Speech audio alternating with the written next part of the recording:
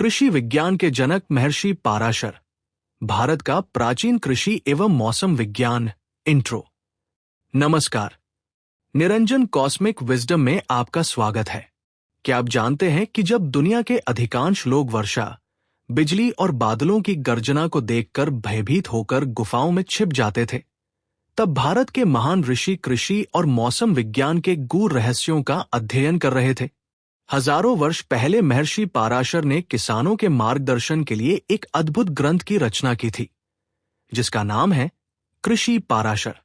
आज के इस वीडियो में हम जानेंगे कि कैसे महर्षि पाराशर ने कृषि विज्ञान, मौसम विज्ञान, वर्षा पूर्वानुमान और पर्यावरण संरक्षण के क्षेत्र में ऐसे सिद्धांत दिए जो आज भी आश्चर्यचकित कर देते हैं। महर्षि पाराशर और कृषि पाराशर ग्रंथ।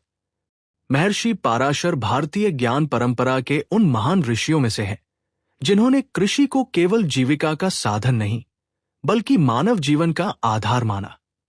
उन्होंने कृषि पाराशर नामक ग्रंथ की रचना की, जो 3 प्रमुख खंडों में विभाजित है: वृष्टि खंड, कृषि खंड, कृषि प्रबंधन एवं पशुपालन संबंधी खंड।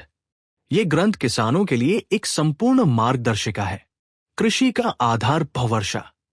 महर्षि पाराशर लिखते हैं, जीवन का आधार कृषि है और कृषि का आधार वृष्टि अर्थात वर्षा है। इसीलिए प्रत्येक किसान को वर्षा के विषय में ज्ञान होना चाहिए। आज भी आधुनिक कृषि वर्षा पर निर्भर है, लेकिन आश्चर्य की बात यह है कि हजारों वर्ष पहले महर्षि पाराशर वर्षा के वैज्ञानिक अध्ययन की विधियां बता चुके थे। बादलों का वैज्ञानिक वर्गीकरण। अपने वृष्टि खंड में महर्षि पाराशर ने बादलों को 4 भागों में वर्गीकृत किया। एक आवर्त मेघ, जो किसी निश्चित क्षेत्र में वर्षा करता है। 2 सम्राट मेघ, जो समान रूप से वर्षा करता है। 3 पुष्कर मेघ, जिससे बहुत कम वर्षा होती है। 4 द्रोण मेघ, जो अत्यंत उत्तम और प्रचुर वर्षा करने वाला माना गया है। आश्चर्य की बात यह है कि आधुनिक मौसम वैज्ञानिक भी बादलों के स्वरूप और संरचना के आधार पर मौसम का अनुमान लगाते हैं। वर्षा का वार्षिक पूर्वानुमान। महर्षि पाराशर का मत था कि केवल 2 या 3 दिन पहले वर्षा का अनुमान किसान के लिए अधिक उपयोगी नहीं है। उन्होंने पूरे वर्ष की वर्षा का अनुमान लगाने की एक विशेष विधि विकसित की। उन्होंने बताया कि पूस मास के दिनों में वायु की दिशा और गति का सूक्ष्म अध्ययन करके ये जाना जा सकता है कि आने वाले वर्ष में कितनी वर्षा होगी और किन किन तिथियों पर होगी। ये विधि आज भी शोधकर्ताओं के लिए आश्चर्य का विषय बनी हुई है। 1966 का ऐतिहासिक प्रयोग। वर्ष 1966 में काशी के राजा डॉक्टर विभूति नारायण सिंह के निर्देशन में महर्षि पाराशर की इस वर्षा पूर्वानुमान पद्धति का परीक्षण किया गया। बताया जाता है कि इस प्रयोग में उनके द्वारा बताई गई विधि अत्यंत सटीक सिद्ध हुई। ये तथ्य दर्शाता है कि प्राचीन भारत में केवल आध्यात्मिक ही नहीं, बल्कि वैज्ञानिक चिंतन भी अत्यंत विकसित था। कृषि भूमि का वर्गीकरण। महर्षि पाराशर ने कृषि भूमि को 3 भागों में विभाजित किया: अनूप भूमि, जलयुक्त एवं उपजाऊ भूमि, जांगल भूमि, मध्यम प्रकार की कृषि भूमि, विकट भूमि, कठिन एवं कम उपजाऊ भूमि।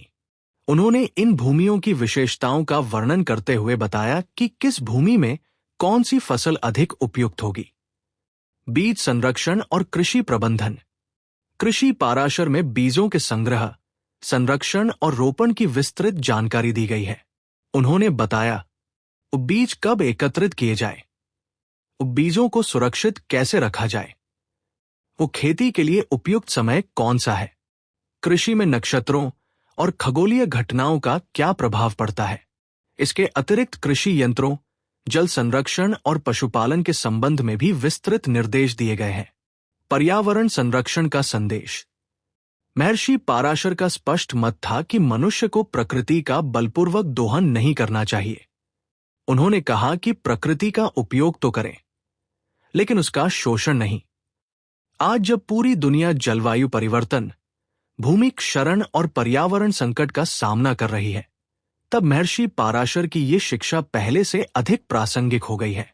क्या भारत वास्तव में विश्व गुरु था, जब हम कृषि पाराशर जैसे ग्रंथों का अध्ययन करते हैं तो स्पष्ट होता है कि प्राचीन भारत में ज्ञान विज्ञान की अत्यंत समृद्ध परंपरा थी।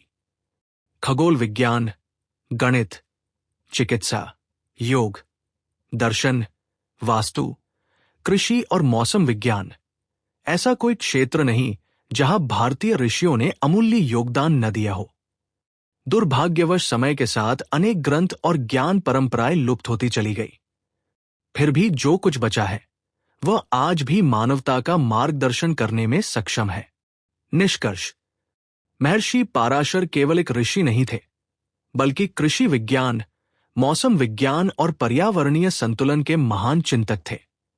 उनकी शिक्षाएं हमें बताती हैं कि सतत विकास, प्राकृतिक संसाधनों का संरक्षण और वैज्ञानिक कृषि कोई आधुनिक अवधारणा नहीं, बल्कि भारत की प्राचीन विरासत है। यदि हम अपने ऋषियों के ज्ञान को समझें और आधुनिक विज्ञान के साथ जोड़ें, तो कृषि और पर्यावरण दोनों क्षेत्रों में नए आयाम स्थापित कर सकते हैं। जय भारत, जय किसान, जय विज्ञान। धन्यवाद। यदि आपको ये वीडियो पसंद आया हो तो वीडियो को लाइक करें, चैनल को सब्सक्राइब करें और बेल आइकन अवश्य दबाएं। मिलते हैं अगले ज्ञानवर्धक वीडियो में। नमस्कार।